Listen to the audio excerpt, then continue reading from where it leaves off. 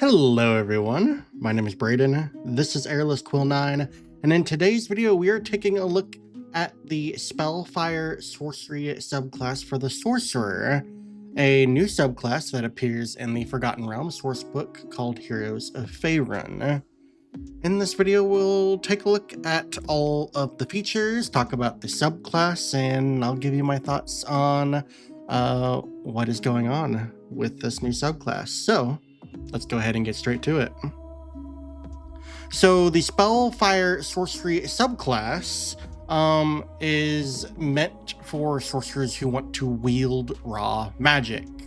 The text here says that your innate power stems from the source of magic itself, the weave.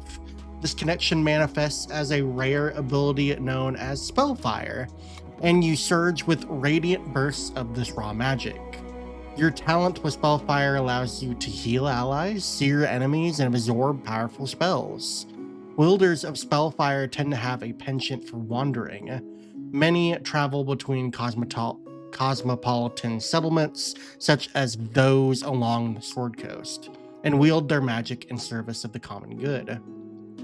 Others realize their own strange powers by roaming equally strange lands, from the magic-blasted wastes of the desert of Anarok to the god-touched wilds of the old empires. Wherever they go in the realms, Spellfire sorcerers are courted by factions with interest in the arcane arts, such as the Harpers, Cult of the Dragon, and Red Wizards. So that is kind of what this subclass pertains to. These are sorcerers that are really ingrained in the weave itself, the raw magic of the Forgotten Realms setting. So let's go ahead and take a look at what features they get. So at level 3 you get Spellfire Burst. Spellfire Burst states that when you spend at least one sorcery point as part of a magic action or a bonus action on your turn, you can unleash one of the following magical effects of your choice. You can do so only once per turn. The first of these is called Bolstering Flames. You or one creature you can see within 30 feet of yourself gains temporary hit points equal to 1d4 plus your charisma modifier. The other one is Radiant Fire. One creature you can see within 30 feet of yourself takes 1d4 fire or radiant damage, your choice. Not a bad feature here. I kind of like these. These are both dependent on you just spending a sorcery point during the course of either a magic action or a bonus action, which will happen often because you're likely spending a sorcery point on a spell when you are using this. So you get to choose either to use Bolstering Flames or Radiant Fire, and neither of these is a bad option.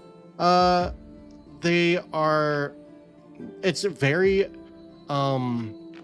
niche. The temporary hit points aren't that much. It is 1d4 plus charisma mod, and the Radiant Fire is only 1d4 fire or radiant damage. You do get to choose, which is nice. They both have a range of 30 feet, which is decent enough. And yeah, this isn't a bad feature at all. Temporary hit points, always useful. The Radiant Fire is actually decent enough because it just automatically deals damage. There's not a saving throw or anything attached to it. So yeah, this is a pretty niche feature. So yeah, not too bad here. And this isn't the only third level feature we get as well. So let's continue. Also at level 3, we get Spellfire Spells. When you reach a sorcerer level specified in the Spellfire Spells table, you thereafter always have the listed spells prepared. At level 3, you gain Cure Wounds, Guiding Bolt, Lesser Restoration, and Scorching Ray. All very nice spells. Level 5, you gain Aura Vitality and Dispel Magic. Also nice spells. Level 7, you gain Fire Shield and Wall of Fire. Nice fire spells. And then at level 9, you gain Greater Restoration and Flame Strike, which are also pretty good. Flame Strike has been improved in 2024, so not as bad as it used to be. So yeah, pretty cool. I do like the spell options here.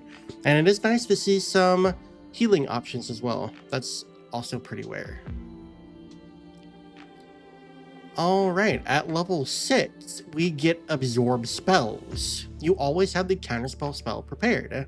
Additionally, whenever a target fails a saving throw against a counterspell you cast, you regain 1d4 sorcery points.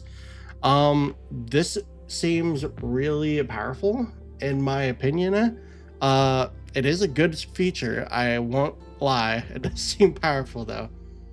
Anything that can let you regain sorcery points seems really good. And 1d4 could be a lot, especially at this level. So you're going to want to be casting counterspell in order to get back sorcery points that you have used. So yeah, this is a pretty cool feature. I do like this. At level 14, our Spellfire Burst improves as we get honed Spellfire. You can add your Sorcerer level to the temporary hit points gained from Bolstering Flames. That's pretty good. And the damage of your Radiant Flame, or Radiant Fire rather, increases to 1d8. So the d4 increases to a d8, and then the temporary hit points increases to 1d4 plus your Charisma modifier plus your Sorcerer level. Yeah, both really good. I don't think the Radiant Fire increase is as good, but the temporary hit points certainly got a great bonus there. I mean, Radiant Fire is what it is because, I mean, if you're just looking to add extra damage, it's there, and it's damage that can't be, well, that is just happening. So, yeah, pretty cool. I do like this. Finally, we get to the capstone feature of the Spellfire Sorcery Sorcerer, and this is at level 18. This is Crown of Spellfire. This says that when you use innate sorcery, you can alter it and infuse yourself with the essence of Spellfire, gaining the following benefits while this use of innate sorcery is active. Once you use this feature to alter innate sorcery, you can't use it again until you finish a long rest, unless you spend 5 sorcery points, no action required, to restore your use of it. Alright, so let's see what options we get here. We have Burning Life Force. Once per turn, when you are hit by an attack roll, you can expend a number of hit point dice up to a maximum equal to your Charisma modifier, minimum of 1. Roll the expended dice and reduce the amount of damage from that attack equal to the total rolled. Okay, that's not too bad. It does give you a additional use for your hit point dice, so that's kind of neat.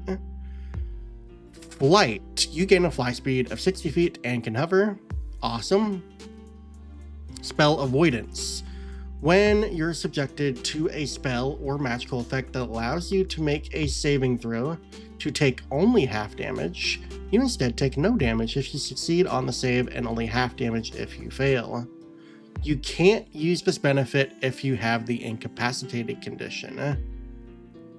Cool. So we have 2 damage negating effects and flight. Not bad. This is pretty cool, and it's active when you use innate sorcery, which is also neat. And it's only 5 sorcery points to get it back, which is also decent.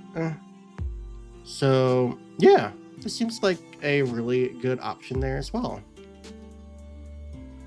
So overall, looks like some really neat features, unique features at that as well, and some really potent ones as well. The ability to regain sorcery points, deal automatic damage, supply temporary hit points across the battlefield, gain flight eventually, and damage negation.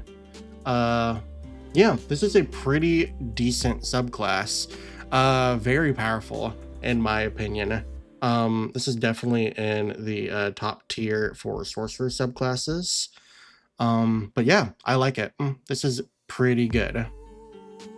But yeah, that's it for the Spellfire Sorcery Sorcerer subclass. So thank you all for watching.